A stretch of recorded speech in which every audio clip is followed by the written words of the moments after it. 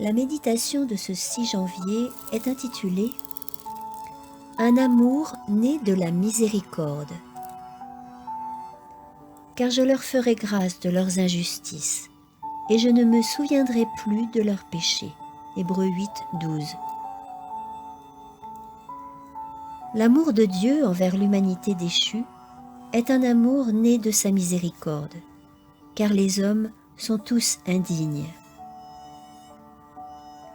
L'idée de miséricorde implique l'imperfection de l'objet en faveur duquel elle est exercée. C'est à cause du péché que celle-ci a été mise à contribution. Le péché n'est pas l'objet de l'amour de Dieu, mais de sa haine.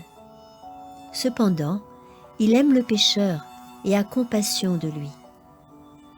Les fils et les filles faillibles d'Adam sont les enfants de la rédemption. Par le don de son Fils, il leur a révélé son amour et sa miséricorde infinie. Dieu veut coopérer avec ces créatures faibles et pécheresses, auxquelles il a tout donné.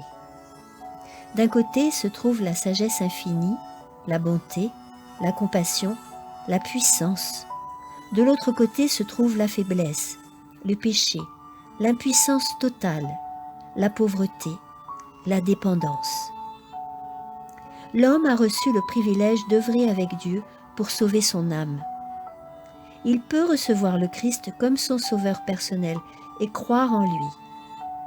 Recevoir et croire, voilà sa contribution au plan de Dieu.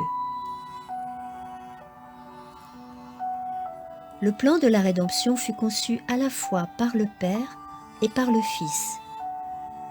Puis le Christ s'engagea à rendre compte pour l'homme si celui-ci faisait preuve de déloyauté. Il s'engagea à faire un acte d'expiation pouvant unir chaque croyant à Dieu. Ceux qui placent leurs péchés sur celui qui est notre substitut et notre assurance peuvent dire avec l'apôtre « Béni soit le Dieu et Père de notre Seigneur Jésus-Christ, qui nous a bénis de toute bénédiction spirituelle dans les lieux célestes en Christ, afin de montrer dans les siècles à venir la richesse surabondante de sa grâce, par sa bonté envers nous, en Christ Jésus. » Éphésiens 1, 3, 2, 7. Dans son amour infini, le Christ conçut le plan du salut. Ce plan est pour tous ceux qui sont désireux de coopérer avec lui. En leur nom, il dit au Père « Ne leur impute pas leurs péchés, mais place-les sur moi.